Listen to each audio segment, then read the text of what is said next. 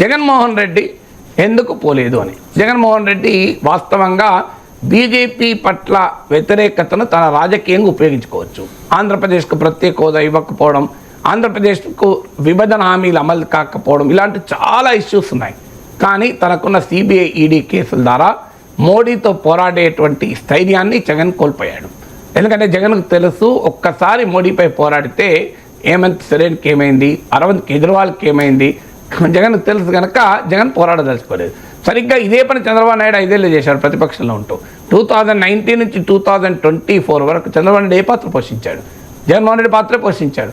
ఇద్దరు కూడా కలిసి బీజేపీకి అనుకూలంగా పార్లమెంట్లో ఓట్లేశారు. చంద్రబాబు నాయుడు జగన్లో ఆంధ్రప్రదేశ్లో కొట్టుకుంటారు, ఢిల్లీలో కలిసి ఉంటారు. ఢిల్లీలో మోడీ కొలువులో అందరూ ఒకటే. సో అందువల్ల ఇవాళ అవకాశం ఉండి కూడా ఎందుకు పోగొట్టుకుంటున్నాడు జగన్ అంటే కారణం మోడీతో పెట్టుకోదలుచుకోలేదు. సో మోడీతో ఘర్షణ పడడం, ధైర్యం లేకపోవడం కావచ్చు, రాజకీయంగా తనకు ఇబ్బందులు వస్తాయనుకోవచ్చు, ఈడీ సిబిఐ కేసులు వస్తాయనుకోవచ్చు. ఎందుకంటే చంద్రబాబు నాయుడు ఎంత ఒత్తిడి తెచ్చినా జగన్మోహన్ రెడ్డి పైన సిబిఐ ఈడీ కేసులు ఒక్క ఇంచు కూడా కదులుతలేవు. 2014 కదిలినా ఎక్కడన్నా ఎవరైనా 11 ఏళ్ల పాటు అజేయంగా అవిశ్రాంతంగా బెయిల్ మీద ఉంటాడా ఎవరైనా? అంత ఈజీనా? So CBI ED Jagan bail రద్దు చేస్తానికి ఏమైనా కాస్తంత ప్రయత్నిస్తుంది. ఎక్కడన్నా మీరు చూశారు మీడియాలో? ఆయన ముఖ్యమంత్రి ఉన్న పక్క పెట్టాడు. ఇప్పుడు ముఖ్యమంత్రి కూడా లేడు కదా. మీరు మిగతా అందరిపైన అరవింద్ కేజ్రీవాల్ ముఖ్యమంత్రిగా ఉంటూ కూడా జైలుకు పంపించారు. ఉప ముఖ్యమంత్రిగా ఉన్న మనీష్ సిసోడియాని జైలుకు పంపించారు. ఒక్క జగన్మోహన్ రెడ్డికి ఎగ్జామ్షన్ మీరు చూడండి మొత్తం దేశం మొత్తం మీద. సిబిఐ ఈడీ కేసులు ప్రతి నాయకుడి పైన వెంబడిస్తే పడుతుంటే ఒక్క జగన్మోహన్ రెడ్డి పైన కేసులు ఎక్కడ ఉన్నాయో అక్కడే ఉన్నాయి.